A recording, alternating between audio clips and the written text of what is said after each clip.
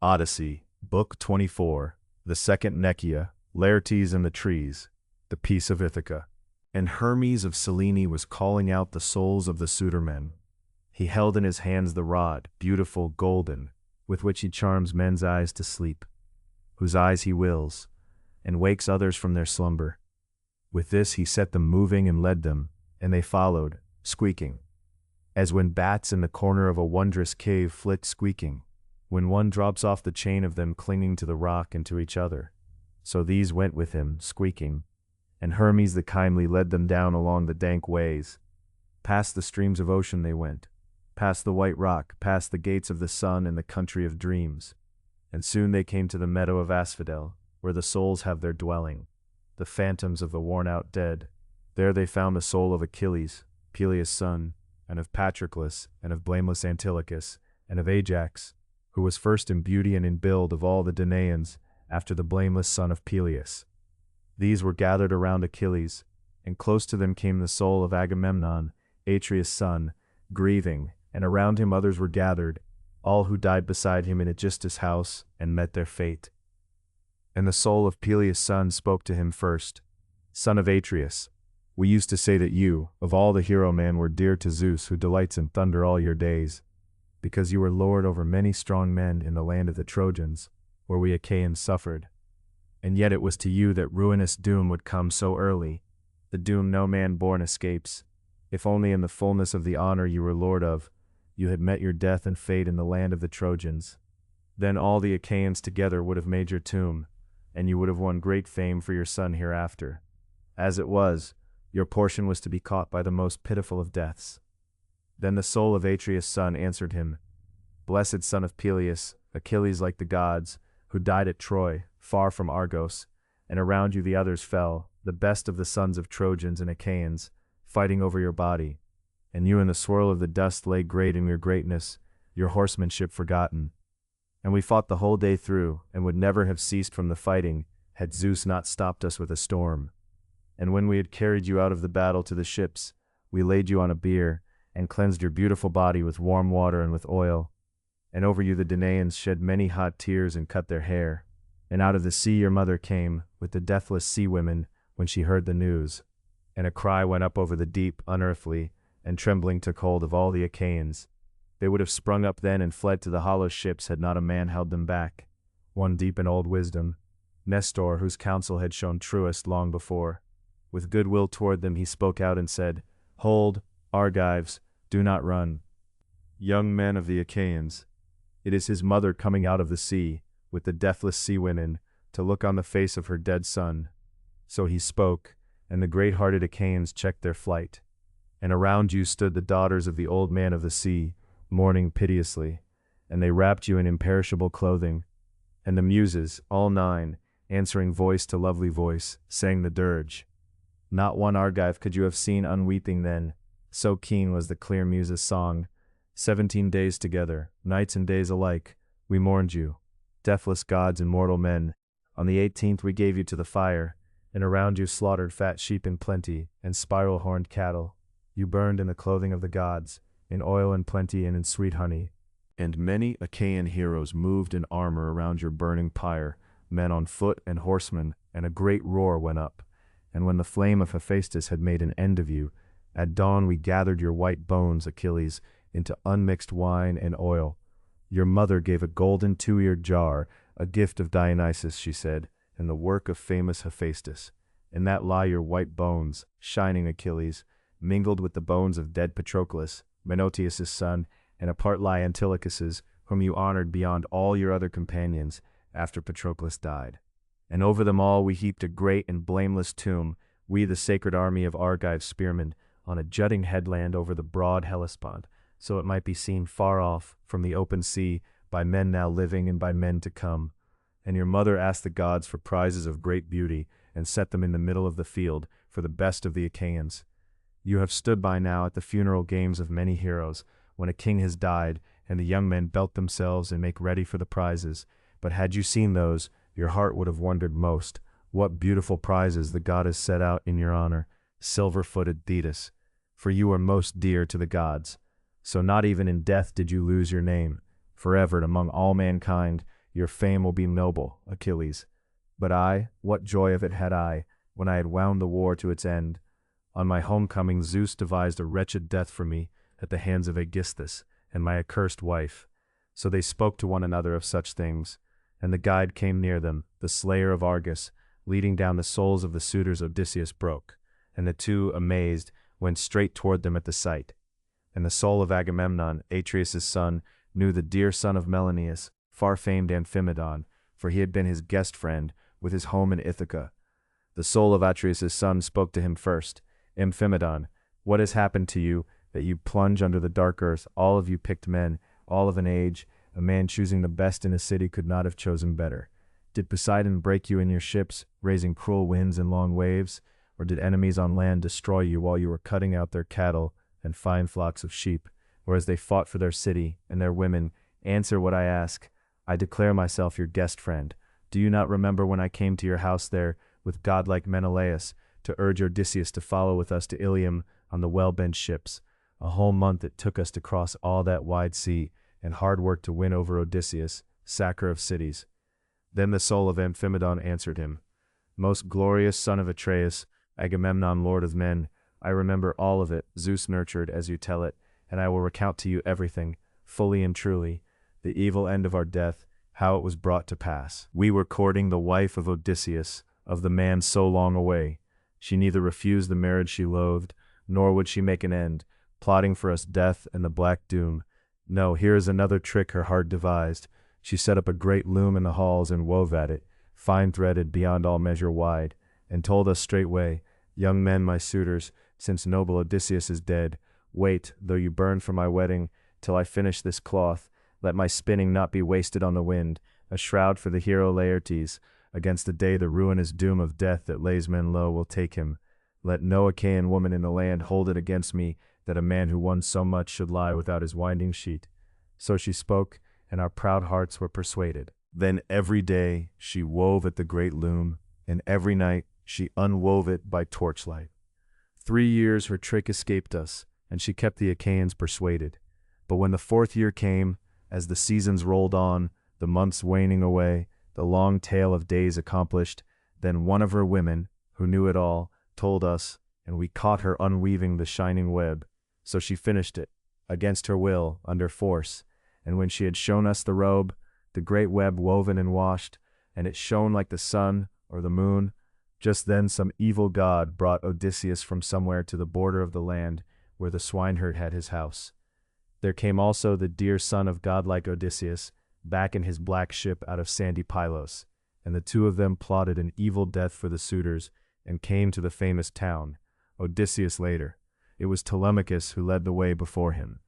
The swineherd brought the master, in bad clothes on his body, in the likeness of a beggar, wretched and old, leaning on a stick, with miserable clothing on his body, and not one of us could know him for the man he was, breaking on us suddenly like that, not even the older men. No, we went at him with ugly words and with things thrown, and he for a while endured it in his own halls, pelted and taunted, with an enduring heart. But when the mind of Zeus who bears the aegis roused him, with Telemachus he lifted the beautiful armor away and stowed it in the storeroom, and shot the bolts, and then, his cunning at work, he ordered his wife to set before the suitors the bow and the gray iron, the contest for us star-crossed men, and the beginning of the slaughter. And not one of us could stretch the string of that strong bow. We fell far, far short of it. But when the great bow came into Odysseus's hands, then all of us together shouted out threats not to give him the bow, however much he pleaded. Only Telemachus urged him on and commanded it, and he took it in his hand, much enduring noble Odysseus, and strung the bow with ease, and shot through the iron, and went and stood on the threshold, and poured out the swift arrows, glaring terribly, and he shot Antinous the king. And then he sent his groaning shafts into the others, aiming straight ahead, and they fell in heaps. It was plain some god was their helper in the fight, for storming down the hall in their fury they killed left and right, and hideous groaning rose as heads were smashed, and the whole floor smoked with blood. So we perished, Agamemnon, and even now our bodies lie uncared for in the halls of Odysseus, for the friends in each man's house do not yet know, the ones who would wash the black gore from our wounds and lay us out with wailing, for that is the portion of the dead. Then the soul of Atreus' son answered him, "Blessed son of Laertes, Odysseus of the many devices, truly you won a wife of great excellence. How sound the mind of blameless Penelope, Icarius' daughter, how faithfully she kept the memory of Odysseus, her wedded husband.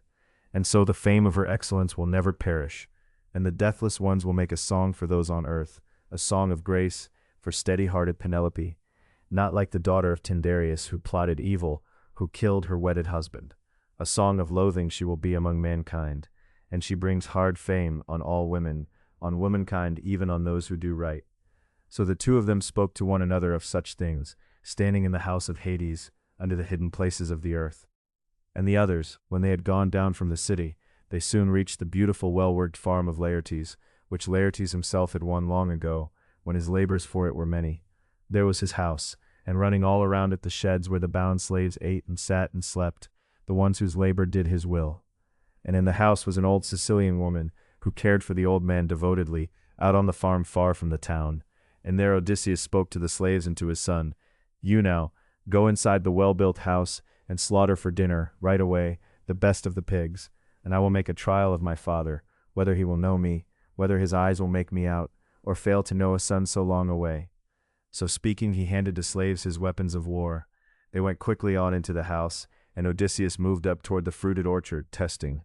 And going down into the great garden, he found no Dolius, none of the slaves, none of the sons. They had gone off gathering field stones for the orchard wall, and the old man had led them the way. So he found his father alone in the well-worked orchard, spading round a young tree, in a filthy tunic, patched, disgraceful. Round his shins he had bound stitched leggings of ox-hide, to fend off the scratches, and gloves on his hands because of the thorns, and on his head he wore a goatskin cap, feeding his sorrow. And when much enduring noble Odysseus saw him, broken with old age, the great grief packed inside him, he stopped beneath a towering pear tree, and wept. Then he waited in his mind and in his heart, to kiss his father, and hold him, and tell him everything, how he had come, how he had reached his father's land, or question him first, and test him through and through. And as he waited, this seemed to him the better way, to try him first with words that bite. With this in mind, noble Odysseus went straight up to him. He was holding his head down, spading round his tree, and standing beside him his shining son spoke to him. "Old man, no lack of skill in you at tending an orchard. Not one thing. No plant, no fig tree, no vine, no olive, no pear tree, no vegetable bed goes untended in this garden. But another thing I will say, and do not take anger into your heart. You are not well kept. Hard old age is on you, and with it you are shabby with grime, and clothed in disgrace. It cannot be for idleness that your master neglects you, and there is nothing of the slave to be seen in you, in your face or your stature. You look like a kingly man. You look like one who after his bath and his dinner should sleep on softness, for that is the right of the old. But come, tell me this, and tell it to me truly. Whose slave are you? Whose orchard do you tend? And tell me this too, honestly, so that I may know it. Is this land we have come to truly Ithaca, as that man told me who met me on the road just now, not too well furnished in the wits? He had not the patience to tell me everything, or hear out my question about a guest friend of mine, whether he lives still, or is dead by now, and down in the house of Hades. For I will tell you this, mark it and hear me. I once played host, in my own dear country, to a man who came to our place, and never has another mortal, of all the far-come strangers, been more welcome in my house. He declared his stock was out of Ithaca. He said his father was Laertes, Arcesius' son, so I brought him to the house, and gave him welcome, warm and open-handed.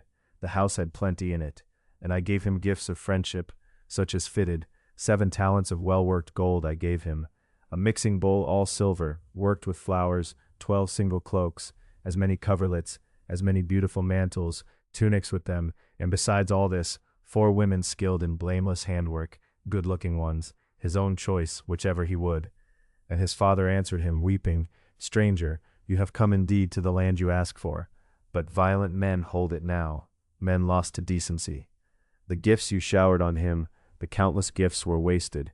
If you had found him alive in the land of Ithaca, he would have sent you off well-matched in gifts, well-hosted too. That is the law, for whoever begins the kindness. But come, tell me this, and tell it to me truly. How many years is it since you hosted him, that guest of yours, that luckless man, my son, if he ever was, my ill-starred son, whom far from his friends and his father's land, either the fish have eaten in the sea, or on dry ground he has become the spoil of beasts and birds, and his mother never shrouded and mourned him, nor his father, we who bore him, nor did his richly dowered wife, steady-hearted Penelope, keen over her own husband on the bier, as was fitting, or close his eyes, and that is the portion of the dead. And tell me this too honestly, so that I may know it. What man are you, and from where? Where are your city and your parents? And where is the fast ship standing that brought you here with your godlike companions? Or did you come a passenger on another ship, which set you down and went on? Then Odysseus of the many designs answered him, Then I will tell you everything exactly. I am from Olybus, where I have my famous house, son of Ephaetus, the son of Lord Polypemon. My own name is Eperitus, but a god drove me wandering here from Sicania, against my will, and my ship stands off the fields, away from the town. As for Odysseus, this is now the 5th year since he went from there, and left my country, the ill-starred man, and yet the birds were good when he set out, on the right, and I rejoiced in them as I sent him off, and the heart in both of us hoped we would meet again as guest friends, and give each other shining gifts. So he spoke, and a black cloud of grief closed over the old man. With both hands he scooped up the scorched gray dust, and poured it down over his white head, sobbing thick and fast, and the heart of Odysseus was shaken. Up through his nostrils shot the sharp sting of tears, his father before his eyes. He sprang to him, and caught him in his arms, and kissed him. Father, I am he, I myself, the man you ask for, come home in the 20th year to my father's land. Stop now, no more weeping, no more tears and mourning, for I tell you this, and the need to hurry is very great. I have killed the suitors in our own halls. I have punished their heart-stinging outrage and their evil deeds. Then Laertes answered him and said, If you are truly Odysseus, my son, come home. Tell me some sign, some plain one, so I can believe. Then Odysseus of the many designs answered him, First this scar, see it with your own eyes, where the boar dealt me its white tusk on Parnassus the time I went there. It was you who sent me, you and my honored mother, to Autolycus, her dear father, to collect the gifts he promised me and nodded to when he came here. And then come, let me tell you the trees in the well-worked orchard you gave me once. I was begging you for each of them, a little boy, trailing you through the garden. We wound among these very trees, and you named them one by one. You gave me 13 pear trees, and 10 apple trees, and 40 fig trees, and you named 50 rows of vines as mine to come, each one ripening in its own turn, clusters of every kind hanging along them, whenever the seasons of Zeus came down and weighed them low. So he spoke, and the old man's knees went slack where he stood, and his dear heart, as he recognized the tokens Odysseus described so surely. He threw his arms around his dear son, and fainting he was caught against him by much-enduring noble Odysseus. And when he had got his breath, and the spirit gathered back into his heart, once more he found his words, and answered, Father Zeus, you gods are still there on high Olympus, if truly the suitors have paid for their reckless outrage. But now the terror in my heart is this, that soon the men of Ithaca will all come here against us, and send out messengers everywhere, to every Cephallenian town. Then Odysseus of the many designs answered him, Courage, do not let that trouble the heart in your breast. Come, let us go to the house that stands here by the orchard. I sent Telemachus ahead there, with the cowherd and the swineherd, to make the meal as quickly as they can. So the two of them talked, and made their way to the beautiful house. And when they came to the well-settled house, they found Telemachus and the cowherd and the swineherd carving meat in plenty and mixing the sparkling wine. Meanwhile, the great-hearted Laertes in his own house was bathed by the Sicilian serving woman and rubbed with oil, and she threw a beautiful cloak around him. And Athena came and stood close by, and filled out the limbs of the shepherd of the people, taller than before she made him, and broader to the eye. Out of the bath he came, and his dear son wondered at him, seeing him face to face like the deathless gods, and lifting his voice, he spoke winged words to him. Father, surely one of the gods who are forever has made you finer to look at, in beauty and in stature. Then Laertes the clear-headed answered him, If only, Father Zeus, Athena, Apollo, such a man as I was when I took Nericus, the strong-built citadel on the mainland cape, lording it over the Cephallenians, such a man, in armor, I had stood beside you yesterday in our own house, and beaten at the suitor men. Then I would have unstrung the knees of many of them there in the halls, and the heart in you would have been glad. So they spoke to one another of such things, and when the others had finished their work and made the meal, they sat down in order on the benches and the chairs, and were just putting their hands to the food when up came the old man Dolius, and with him the old man's sons, tired out from their field work. Their mother had gone out and called them, the old Sicilian woman who raised them and tended the old man devotedly, now that age had hold of him. And when they saw Odysseus and their hearts took it in, they stopped in the hall, astounded. But Odysseus fastened on them with gentle words and said, "Old man, sit down to dinner, and all of you forget your wonder. We have been waiting in the hall a long while, eager to put our hands to the bread, expecting you every minute." So he spoke, and Dolius came straight at him, both arms spread wide, and he caught Odysseus's hand and kissed it at the wrist. And lifting his voice he spoke winged words. "Dear master, since you have come home to us who longed for you and had given up believing, and the gods themselves have brought you, health and all joy to you, and may the gods give you happiness. But tell me this thing truly so that I may know it. Does watchful-minded Penelope know already that you are home, or shall we send a messenger?" Then Odysseus of the many designs answered him, "Old man, she knows already. Why should you be busied with that?" So he spoke, and Dolius sat back down on the polished stool, and in the same way the sons of Dolius, around famous Odysseus, pressed his hands and welcomed him with words, and sat down in order beside Dolius their father. So they were busy with dinner in the house. But Rumor the messenger went darting through the city everywhere, crying the hateful death and doom of the suitors. And the people heard it all at once, and gathered from every side, with groans and wailing before the house of Odysseus. Each family carried its dead out of the house, and buried them, and the dead of the other cities they sent home, laying each man aboard the fishermen's fast ships, and they went in a body to the assembly place, grieving at heart.